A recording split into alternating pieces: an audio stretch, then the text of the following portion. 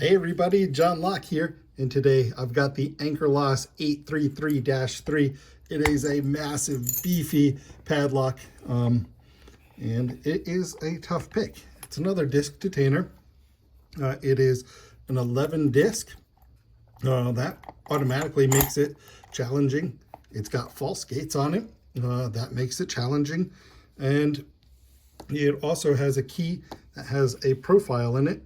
You can see this edge right here is kind of knocked off, meaning that you've got to make some modifications to the tool to be able to pick it. It is front tensioning, so that is makes it possible to use our Sparrows disc detainer pick. The front disc is a free spinner, and it's massive. It's really thick. I'll put a picture up here so you can see what I'm talking about. But you've got to pull this down about 2 millimeters so that past the free spinner, you can actually engage in the first disc to tension this lock. The other thing is, of course, you've got to build the profile in. So for this, I've just used the hand filed off the tip there, and also on my pick tip, the same thing, matching profile. And that's what I needed to do to be able to use it on this lock. Now let me go ahead and rotate the discs. I've also created a rotator tool with the profile built into it, so you can use it on the Anchor locks. I'll put the link to the Thingiverse file for my rotator tool for Anchor loss in the notes of this video.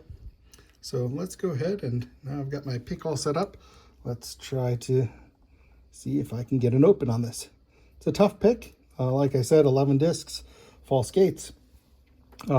Also, because the profile, you have to make sure that your tip is in the right direction. So let's go ahead and see what we can do on this lock.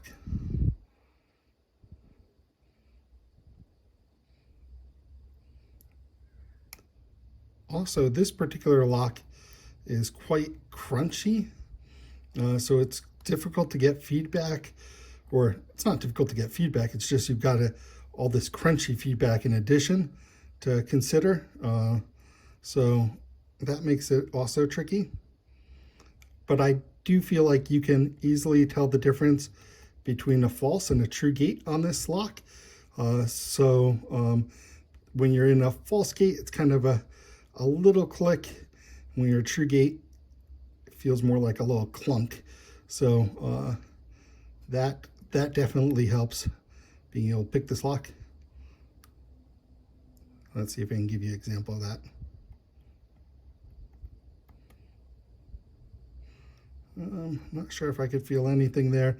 Gonna try it one more time. Also, I have to let off tension to counter rotate the disc, or to rotate it clockwise. So that also makes the pick a little tricky. Yeah, I'm not sure I could really detect anything there. I'm going to leave that for now. Go on to my next disc. Okay, that's what I believe is a false gate. And that's a more clunk. That was definitely a true gate I fell into.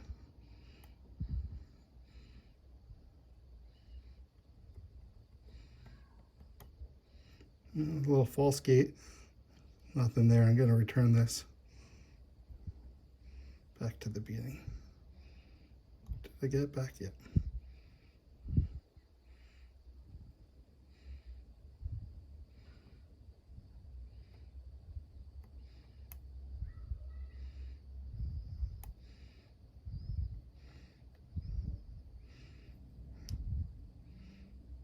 Not too sure about that one. I'm going to bring that back. Going to try it again.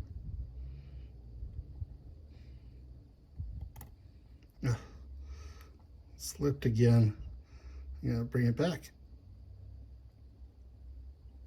Try one more time.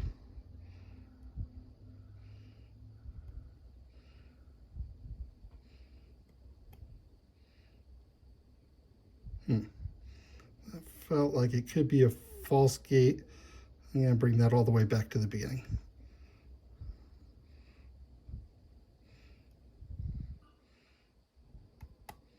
Okay, that's a false gate. and that's a true gate.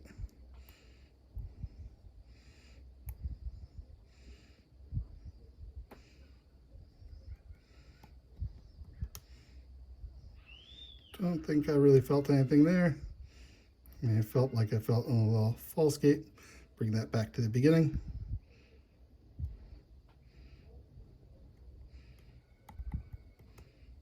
Same there. Bring that all the way back. They might just not be ready to be picked.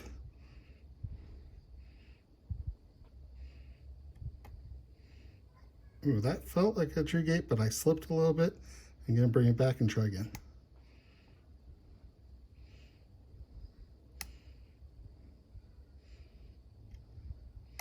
Yeah, that's a true gate right there. And that's a negate. Great.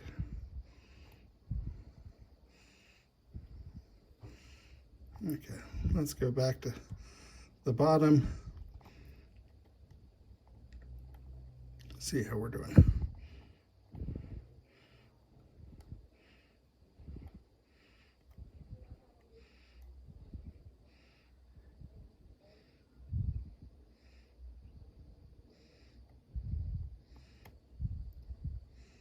Don't think so. Gonna bring that all the way back. That might be a 0 cut.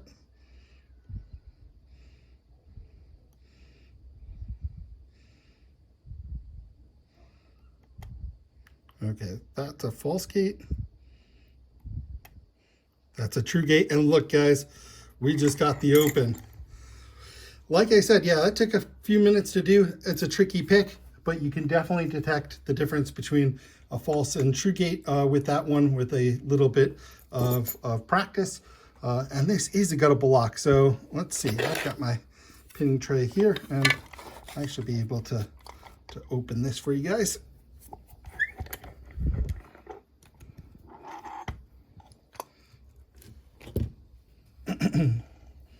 Okay, getting the pick out can be a little tricky just because it's profiled. Okay, got it.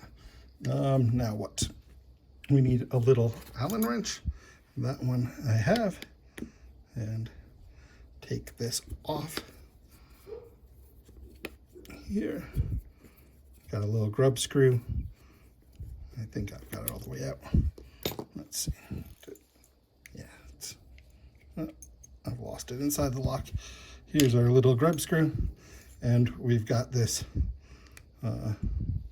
retaining piece here.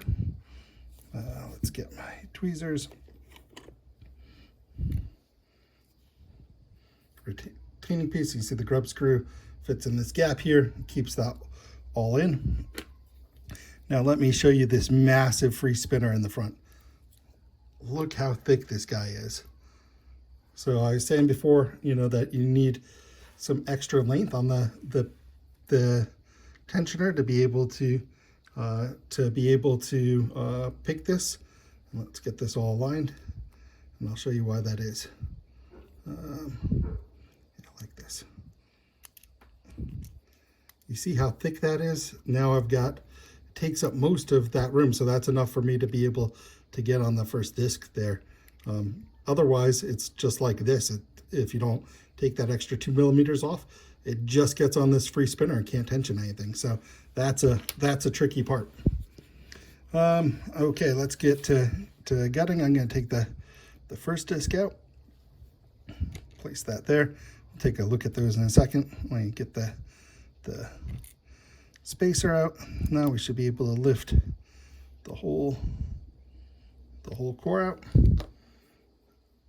And yeah, put that to the side. And we've got our sidebar here. Put that in here. And I'm just going to go ahead and gut this, and you guys can listen to some music while I take these discs out.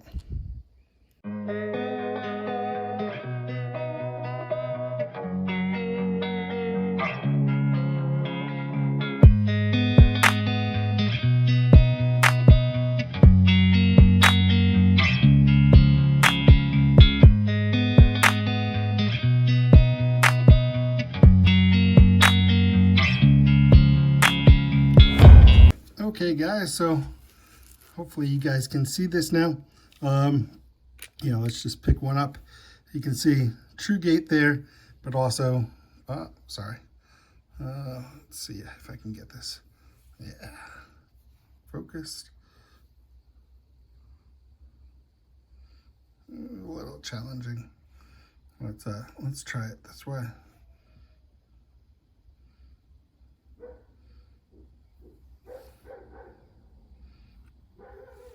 Sorry, always tough to get the focus on these just right. Okay, there we go. So, how can I show this? True gate right here. I mean, it's big, true gate. Then two little false gates here. That one I didn't even feel, to be honest. That one I did, it's a little deeper, but it's so much different going into the true gate. It's really a clunk in this lock. So, that's how I'm able to detect it. At least that's how I felt it. Let's zoom back in on, or focus back in. Let's see. Well, it's interesting, on the first disc we have the profile, but that's really the only one that's profiled. So you do need it on the pick tip, but just to get past that first disc, and I guess that's enough. It doesn't really matter once you get past that. You need the tool to be that shape to be able to get in it.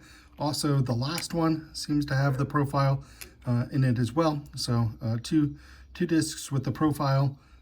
Interesting enough that the two discs with the profile don't appear to have any false gates on them. That's probably just a manufacturing thing. They probably just make one disc with the profile. That leads me to believe that the disc is probably always either front or rear tensioned, either way. But this is just one lock, so I can't say for sure. Spacers are just very standard, and most of the discs have false gates on them. This one doesn't appear to. That one doesn't. Well, several of them do. Some of them don't. So, yeah, challenging lock, but a fun lock to pick.